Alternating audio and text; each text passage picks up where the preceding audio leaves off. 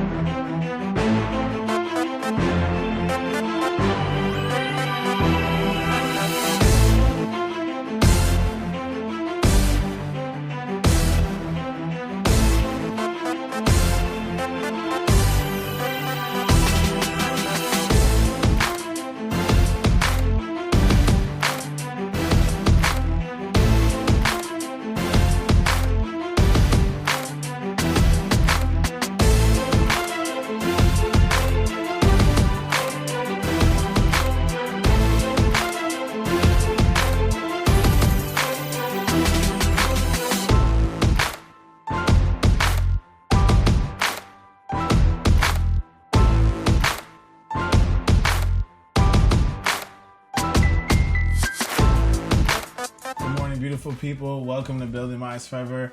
I've missed you. I hope you missed me too. It's been a few weeks since we've been on air, but I'm happy to be back, bringing you interesting people covering relevant topics into today's society so that we can bring you just amazing people who are truly making impact in communities, creating collective and sustainable change for our communities. So our first guest is Gloria Ortiz-Rivera from Hartford Job Corps. How are you doing this morning? I am doing great. Thank you so very much for having me here. Awesome. I'm excited to be here. Yes, you're doing amazing work. So let's first start with, what is Job Corps? So Job Corps has been around for over 50 years. It is the nation's largest residential education and vocational training program for young adults, 16 to 24. And it serves young people across the country in over 100 industries. We're lucky enough to have two in the state of Connecticut, the Hartford Job Corps Center and the New Haven Job Corps Center in New Haven, Connecticut. Awesome. So, what are some of the programs that students have an opportunity to participate in? So we have in the Hartford Job Corps Academy, we have the insurance trade, we have the manufacturing, which is huge in the state of Connecticut. We have clinical medical assistant and certified nursing assistant. So those are the four trainings that we have for students that are interested in signing up for the program. Awesome. So what type of students are you looking for or are you usually attracted to the program? Well, there's three types of students that we serve. So we serve those that for whatever reason or another did not finish high school. We know that in the state of Connecticut, they have to be 17 in order to officially withdraw from school. So 17 to 24 is the population that we serve, those that are over age, undercredited. But the second type of student that we serve are those that graduated from high school. So if they have a high school diploma and they're looking for training, if it's training in, like I said, in our case, we have manufacturing, the healthcare field, the insurance, business and finance. If they're looking for that, they can come and get it with us for free and not necessarily have to go to college and incur debt, and so they get to do that. So those that have a high school diploma get to come and sign up with us. The other type of student that we serve are those for whatever reason or another took a break from college, are not going to college, thought college was too expensive, dropped out of college. So those are the three types of students that we serve. Awesome.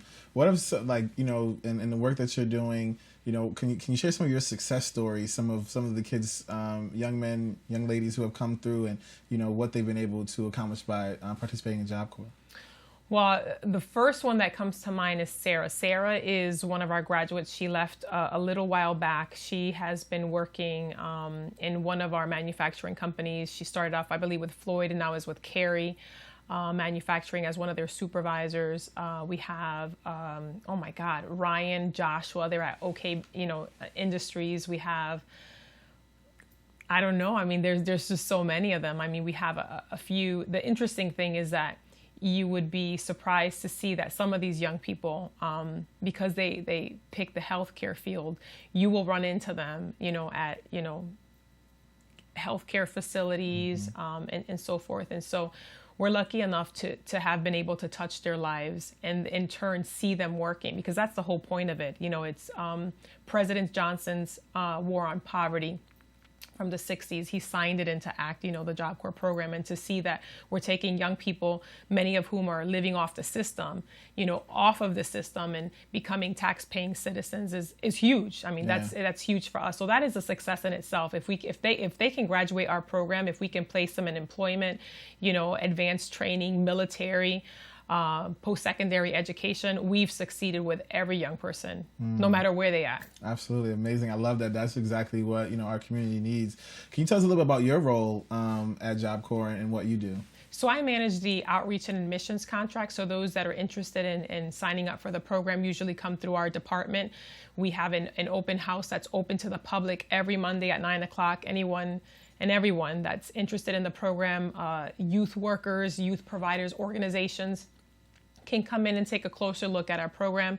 Young people, young moms, we have a daycare on campus. So if there's a young mom that's in need of education, finishing her, getting some type of training, we have a daycare on site. They can come look at the daycare. They can come and, check out all the trainings that we have firsthand, take a tour of the campus, and then sit through an informational session. It's usually about an hour and a half. So oversee that process, and it's very successful. We have a lot of people that come through, come by, some which are ready for the program now, some which are not ready for the program just yet, but definitely take the steps necessary in order to commit. The other role that I play is I do their business and community liaison work. So I work with employers, I work with community folks that are interested in connecting with the program, hiring our young people, offering internship opportunities for them. So they can connect with me in that way, in that role as well. Awesome. Just, you're like the real MVP there, doing amazing work. So, but it takes a team. It takes a team. It does. This is true. So, when we're looking at why is this program so important? This, what you're doing is amazing work. So why is it really important that, the federal government keeps a program like this going throughout communities across the country? I think it's important because we can, we're federally funded, and I think that when I'm looking at the program and what we can contribute, for every dollar that invested in the program, the community in our economy gets $2 back. I mean, that is just a return on investment for young people and for the communities. I think that the important thing is that that we also understand that the program, I can't think of the word right now. Partnerships is important. Partnering with local schools. I mean, I think that if we can look into ways where, young people can stay enroll in school and maybe come to us maybe part-time and enroll part-time. I mean, those are great opportunities to think about. They can, schools can keep them enrolled in their books, and we can train them, and it is a win-win for local schools. It's a win-win for us. It's important to remain federally funded because I think that we don't have to, vie for money or, for grants or anything. I think that it's important because in the state of Connecticut, we have a lot of manufacturers that have open level or open entry positions that are open, for young people. We have so much to give back. I mean, the program is rich in the resources that it provides to young people and the resources that it provides to the community. I mean, I can't really see us not having a Job Corps program because it does. We've changed thousands of young people's lives. I mean, almost 3 million in the past 50 years, and the program just continues to really work. For those young people that want it to work for them, I'm a product of the program. I went to Job Corps over 20 plus years ago. I graduated from Glastonbury High. I went to Manchester Community College. I ended up in the program and I took building and apartment maintenance. So I learned how to put up sheetrock, drop ceilings, don't let the earrings fool you. I can fix leaky toilets and sinks. And so, the program is there to help young people out. We grew up on welfare, and I didn't want to be part of that system. And so I went off and I went into the program. I got educated. I went back to college. I got my master's. So it's there to provide a step for young people that are genuinely struggling to try to find their way. And a lot of young people, they wake up, one day and they want to be a dentist. The next day they don't want to work. Yeah. Or the next day they want to do something different. And so we are there to guide them. We are there to kind of hone in on what their skills are, offer them opportunities for growth, for training, in an atmosphere, in an environment that's very supportive. Amazing. And so also, can you speak a little bit about the encouragement or support they receive after they graduate? So we don't just drop them. I mean, a lot of young people think that, once they finish the program, that's it for them. We track them for 12 months. We support them for 12 months. And when I say support, if they need clothes for interviews, if they need transportation to their first couple of interviews, if they need a bus pass to get, to work their first couple weeks, if they get laid off after their first month, if for whatever reason they are not working anymore after 3 or 4 months, we re-engage them in the program. We continue to make sure that their resume is updated. Okay, what happened?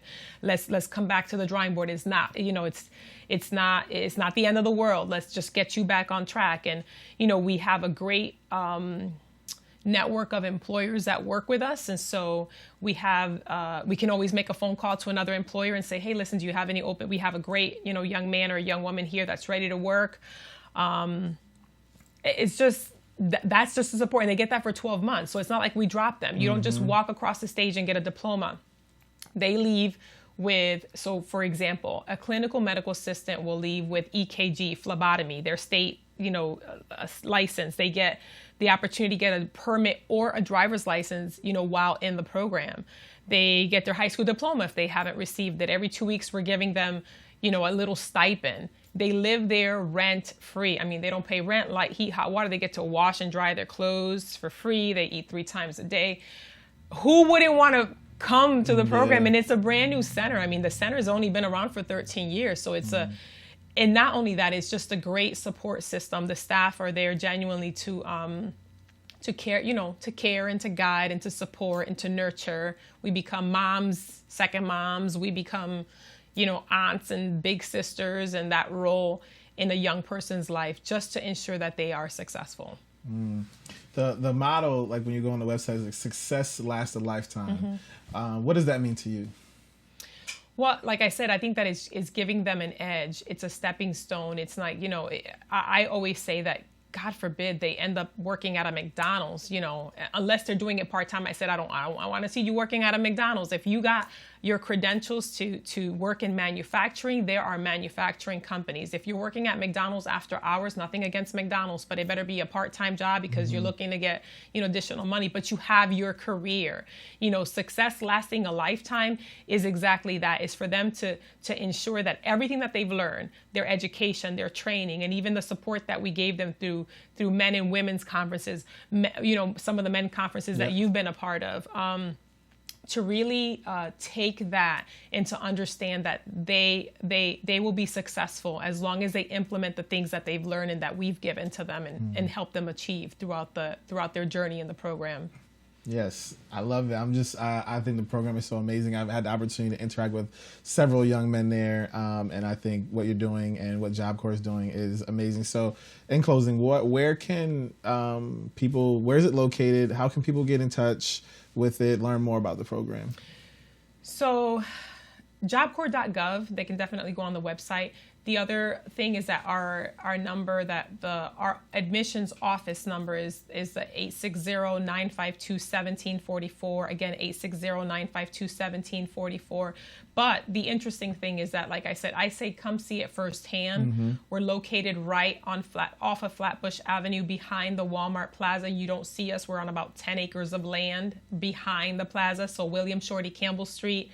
At the end, every Monday there's an open house. Like I said, it's open to the public. Anyone can come in, see the program firsthand. There's nothing. There's no pressure. You're not signing anything. You're just coming to see the program for yourself. And I say, just come see it. It's open, to everyone. We just want to make sure that the right people that need the support, that are serious about getting their education and training show up. Gloria, thank you so much for coming on Building Minds Forever, sharing about all the work that you're doing and that Job Corps is doing. We're big fans and supporters, so please let us know in the future how we can do just that. So thank you. Thank you. Thank you for tuning in to Building Minds Forever. We're going to cut to a break, and when we get back, we're going to meet with Bernice Garner. We'll be back here on Building Minds Forever.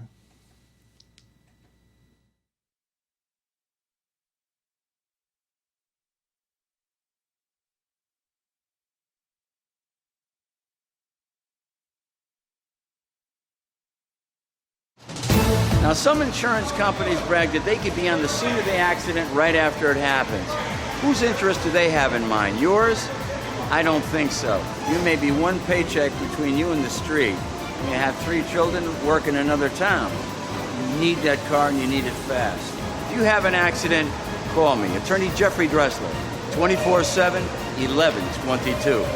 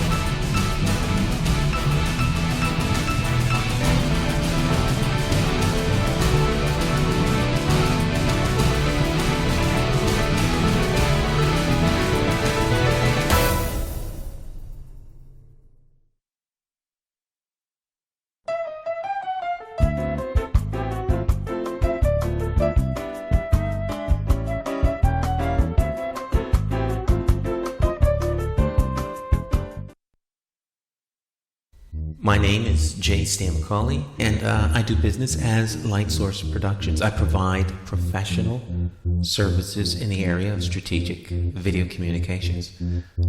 First, what we do is we help you craft your message using what I call the rule of the 5 W's: who, what, when, where, and why. We do event documentation, content acquisition, full-scale productions, editing, and of course distribution through our social media television network. And with social media, video is more important now than it has ever been.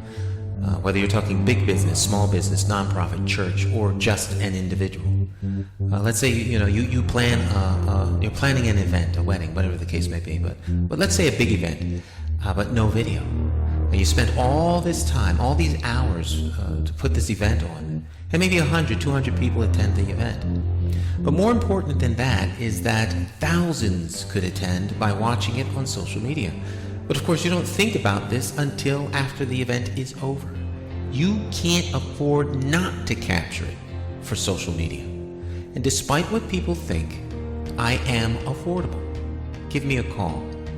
Let's plan your next video project and share it with the world on my social media television network. I promise you that you will have the attention of one person, me.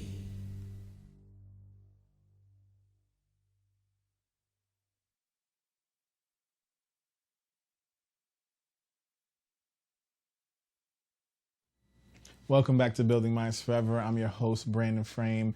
Again, I just hope that you are enjoying today's show. It's great to be back with you after a 2-week hiatus, which I'll mention in my final frame in terms of some of the things I was able to do during that time. But our next guest is Venice Garner, who is the CEO and founder of Embracing Your Difference. Thank you for coming on Building Minds Forever. And happy Monday. Happy Monday. Thank God it's Monday. Yes. All right. So, again, it's just an honor to have you here this morning. Embracing your difference. Where, how, why, what ignited this spark to start this?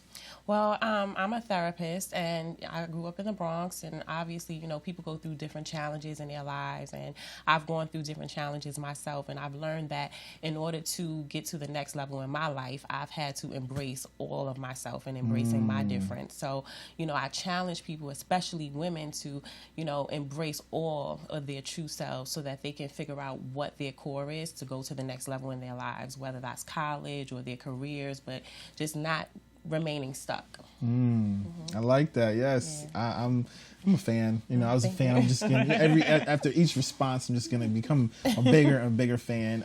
So how did you come up with your company name, Embracing Your Difference?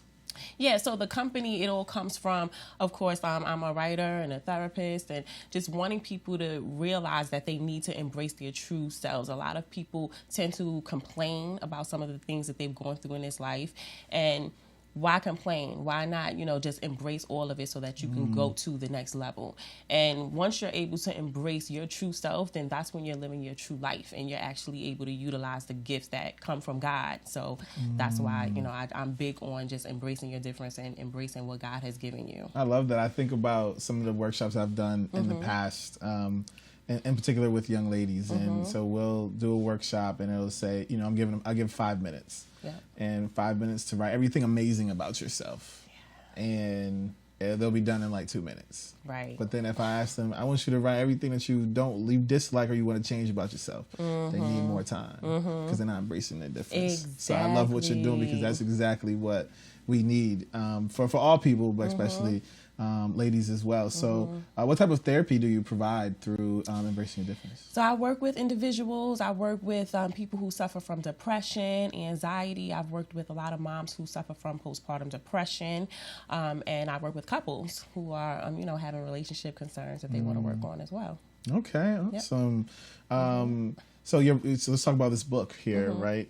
Tell me about your current book and also what's on the horizon. Let's start with what you got going on right now. So I wrote a book while I was in college. I went to Lincoln University, the first HBCU. Okay, Black college, yes, sir. And I wrote a poetry book, and it's called Because I'm Different. And it's just different poems that I have written throughout high school and college. And now, currently, I'm in the process of finishing my next book, which is called Embracing My Difference. And it just talks about like how I have been able to embrace my difference to go to the next level in my life. And then I also provide like challenging tips and questions for people to write down, some things about themselves so that they can figure out how they can get to the next steps in their life. Absolutely. So because I'm going to talk a little bit about Because I'm Different. So in there, you're talking about love, sex, relationships, family, AIDS, unity, Black history. How did you, come up with like all these different areas and of things that you wanted to cover in your book? I wanted the book to be diverse. And at the time, this was some years ago, I'm not telling my age, but when I was in high school and then in college, a lot of my friends had been going through different things in their lives, and as well as myself. So I would write like little love poems, and then I would write about making sure that you remain your true self and going to school and some things within the community as well. So I just incorporated it all within one book, and that's how it came about. Absolutely. And so with that, you are working with women, all different ages, through your Embrace Your Difference mentoring and prayer conference, right? So can you tell me a lot about this event? How, when does it take place? What are the impact that's happening through this? So the Embracing Your Difference mentoring and prayer conference is a big conference primarily for women, but the next conference, and I'll tell you a little bit more about that, is actually including men and women. So I like to start with prayer and end with prayer. We have different panelists from different professions who come in, and they actually are able to answer questions from young ladies who have questions about college, career, transition, and just like personal and professional balances. We have reflection exercises, and it's just a lot that it actually entails. We have keynote speakers at the end, and one of the biggest pieces of the conference is the tribute. So at the end, I do a tribute to a woman who has embraced their difference tremendously. So I've had one woman who I admired for years. She had 11 children, but she was able to like really, raise her children to be, well citizens in the community. They all graduated high school. And then I had another woman who actually had a son who passed away, and she was able to like give back to the community community through that. So I like to really like highlight those women who have embraced their difference. Absolutely. 11 children. I'm yes. Yes. Thank God. God is just God working. has her, working all through her. that. I'm a mom, and she did it 11 times. And yes, I'm thankful for her. With that too, just can you speak a little bit about the importance of prayer? You know, I think that, you know, you pray without ceasing, you know, but can you just speak to that, you know, how important that has been in your life and why that is a part of the conference? It's huge for me ever since even I was younger. Like, for some reason, I mean, I went to Catholic school, but even then it wasn't to the point where I guess high school or so. For some reason, I just went to God for everything. And prayer is just essential. And I know, you know, some people may not think of it that way, but I do. And which is why that's a huge component of the conference. Like, you know, when you have a bunch of women just praying about anything and everything, it's powerful, and it changes things. It changes lives. And I actually have that in the next book, just challenging people to just pray outside the box. Meaning, like, not just the simple, oh, I'm going to pray for him or I'm going to pray for her. Like, really, have you spent time praying for even those people who you may not feel are impacting your lives, just like extended family or exes or anything like that. Just pray for everybody. Why not? Yeah. Why not? Absolutely. Everybody needs a little bit of prayer. I think about that. You know, one of my favorite shows is Undercover Boss. Yes. And you know, that you just never know what people are going through. So I think that that's really important. That is so true. I mean, there's so many questions I want to ask because you're just so amazing and phenomenal. Thank you.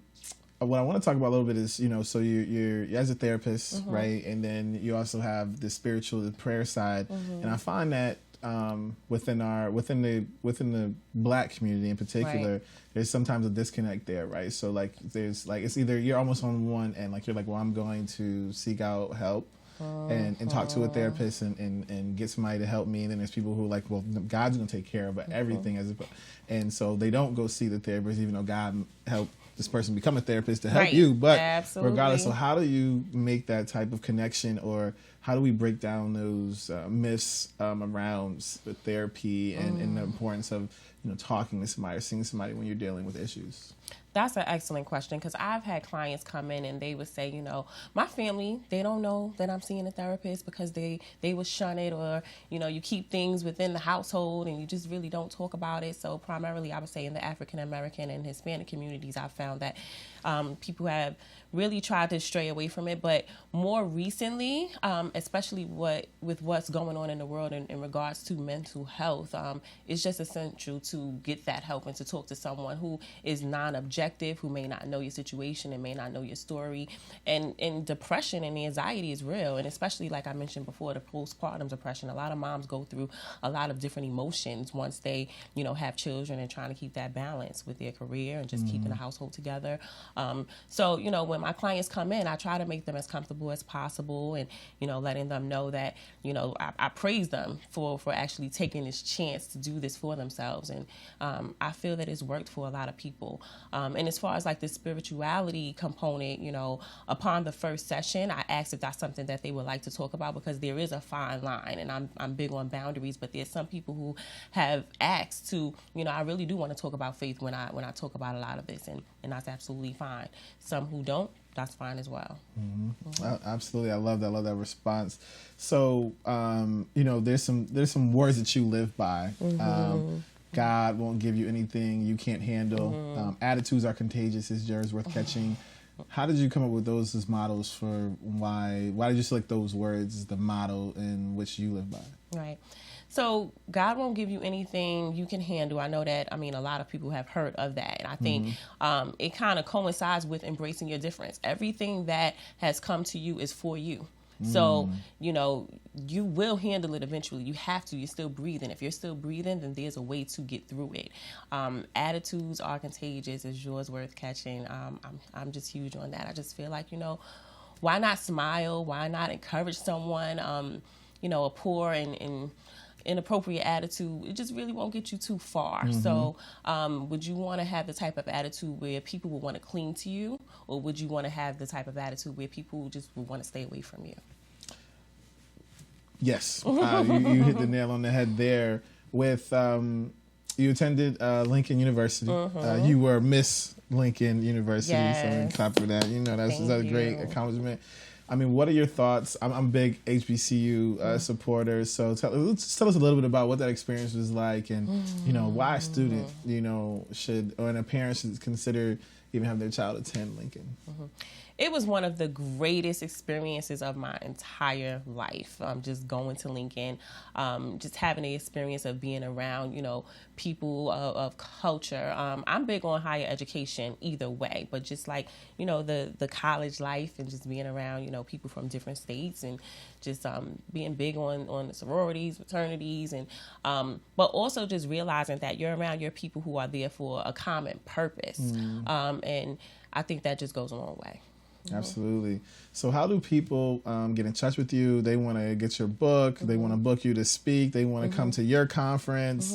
How does that happen? What's the process? They can go to www.embraceyourdifference.com. They can also email me, info@embraceyourdifference. And you can find me on Instagram, Facebook, embrace_your difference. Okay. So yeah, that's Absolutely. Anything coming up that we should know about that you want to share?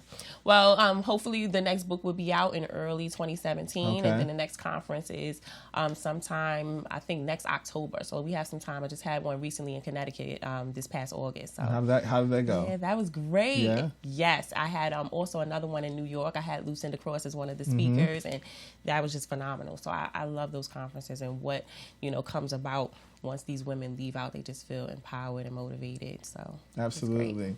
Well, I love it. Business, thank you so much for coming on Building Minds Forever, sharing about the work that you're doing. We're a big supporter. Please let us know how we can support in the future in any way, Absolutely. shape, or form. But thank you. Thank you, You're Brandon. welcome. Pleasure. When we return on Building Minds Forever, we're going to close out with the final frame.